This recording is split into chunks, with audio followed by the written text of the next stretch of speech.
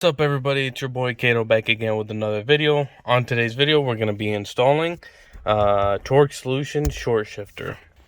So here's the short shifter itself. It comes with a nice I want to say that's metal reverse lockout. Supposedly it's a bit shorter as well, and it's going to be an actual short shifter. So the length of the shifter is shorter and it's going to shorten the throw. First thing first, you're gonna go into here, you're gonna pry this out right here, just like that. Do it on both sides, right? Okay, then you're gonna stick your hand in here and kind of push this out, or you can kind of like pull from here. Now I'm gonna have to push it out from here. Sorry. And yeah, you get the point. Then, so I put my hand back here, I pushed it out like that, and then I kind of pulled for the rest of the way out. So now you're gonna have to pull this little dongle out, and there's gonna be a little clip back there, as you can see. Then what you're gonna do, you're gonna take your shift knob off, and then we're gonna start peeling this back. I also have a video on this from my power and ground video. If you go watch that for the speaker system, I show you how I take this whole thing apart. Okay, so now that you've taken the shift knob off, you're gonna just pull up on this, just like that. Kind of pull, put your hands here, and then pull forward a little bit so that you can get this completely out. Now you're gonna run this through here, just like that. And careful, there is a clip here. You're gonna remove that. Jeez, autofocus. Where's that? Okay. Right here. The clip off, you're gonna kind of use friction and kind of pull up on this, just like so, and just peel it off, because then again, there's no zip tie holding these in. So you're gonna put that down there. We're almost there. I think we just have to lift this part right here. There's like a little, if you have a pick tool, it'll be easier, but there we go. Just like so. And then you get these bolts. And now we're just going to unscrew those bolts. Then you're going to unscrew that right there. And then, let's see. I think you unscrew these as well. So let's go ahead and do that. Now, once you get everything unscrewed here, you should be able to pull back and then lift up. Let's see if that is true. Now be careful, there is like a little for this right here, there's a little clip down there you gotta unscrew as well. So you actually gotta lift from back here and then pull it forward, and then there's that clip. So go ahead and unclip that. Once that's unclipped, you're gonna lift it and bring it over just like that, and then you can just throw that in the back. Alright, so now we got to work with this. You get here, there's going to be these two white clips here. You're just going to unscrew them just like so. I'm going to put it down there so I don't lose them. You might need a flathead screwdriver or something like that to take it off. Yeah, unless you use just a lot of force, and then it'll start spinning. To get those off, you can take this little foam pad off. All right, set that aside. You're gonna have 4 12mm bolts right there. Go ahead and take that off as well. I'm not sure if these are only on the 2020 models, but once you get that unscrewed, there's gonna be this little clip. I'm just gonna pinch it and push it out, and then this whole thing should just lift straight up. Yep, just like so. Hold on. So we're gonna pop this metal part off. So this rubber piece right here, and just push it through, right? Just push that through. Anyways, you push it through just like this side, and then you're gonna take this metal plate off, and then this rubber piece. Get that rubber piece off, which is gonna get stuck here, so you're gonna have to use a little force. Go ahead and unscrew these 4 10mm bolts, and take this piece off. Be careful, there is grease on here. So yeah, guys, I went ahead and I skipped ahead. So it looks like on the 2020 models, hold on, let me get you this. Do you see this little dust boot? So you're gonna have to like wiggle it out of, like, it was around all of this, so you're gonna have to wiggle it out. Once you do that, you're just trying to look for this little clip here, and then once you wiggle that dust boot off, you can pull this clip out, Now be careful, there's also like a little spacer, so you're gonna want to save those two. And then once you do that, you're gonna just pull this push it that way so it can disconnect from the shifting unit, and then you can pull this out. Here's the shifters side by side here. So as you can see from this point, as you can see, it is a little bit shorter. As you can see, even the thread is less. Instead of a, what is this, plastic, it's giving you, feels like metal, or it could be just better plastic. As you can see from this area, this part is longer to give you that short shifter feel. So yeah, I think we have to remove this little dust boot, put it onto there, lube this spot up, and with the lube that was included, you should be good to go. So now we're gonna move this piece to here once after we got that lube. So we're gonna just take this off, which might be a little difficult to take it off from here, but it's gonna require some force, so go ahead and do it. Also put a little lube in here before we go ahead and put it back in. So now that we're back in here, we're gonna put it in. Now, as you can see, the shifter is bent a certain way. The way that it's bent, like it's like an arrow. So hold on. It's hard to show you right here.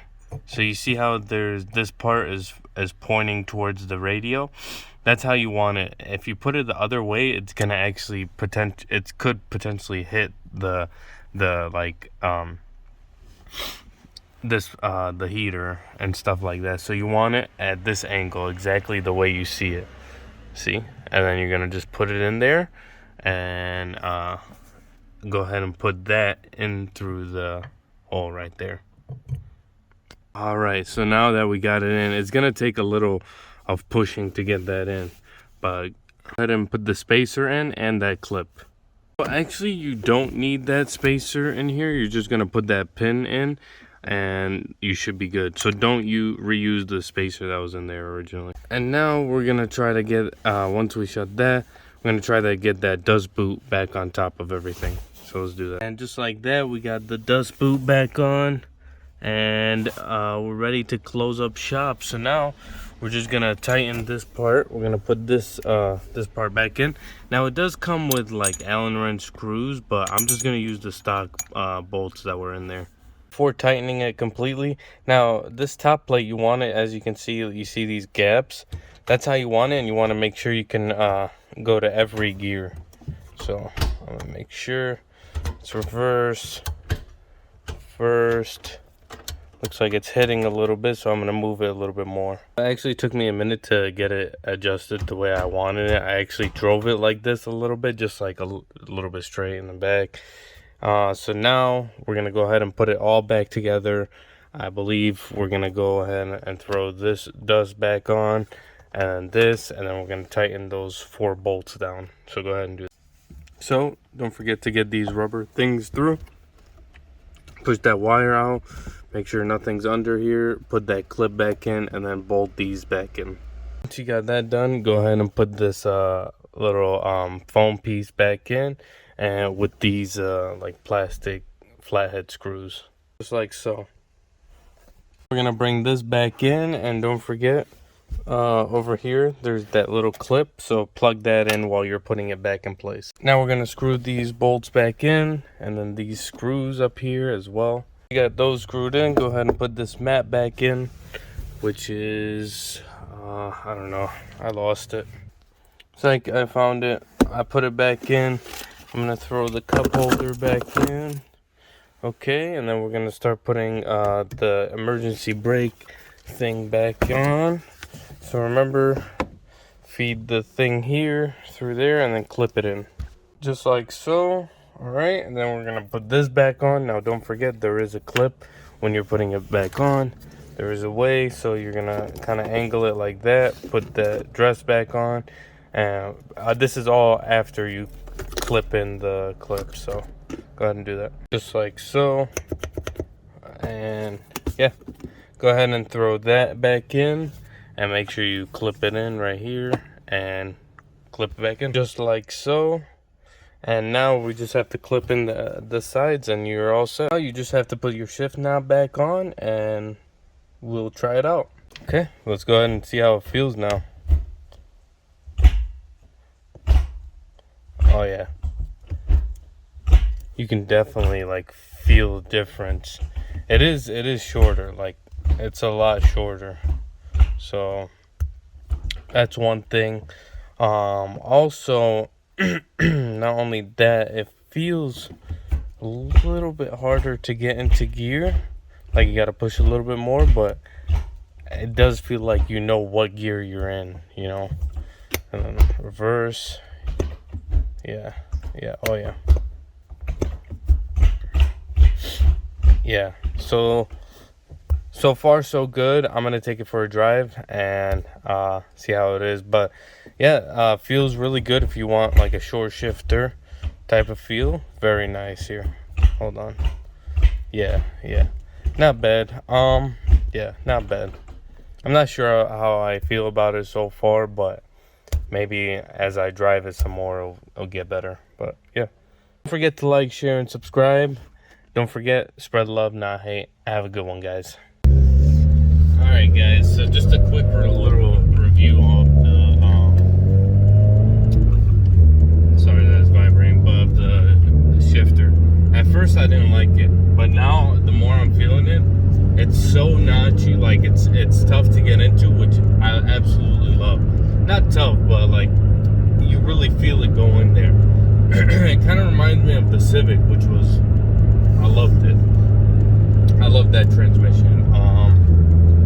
But it is a little getting used to, like maybe like a half hour of getting used to, and then once you get used to it, this is the way to go.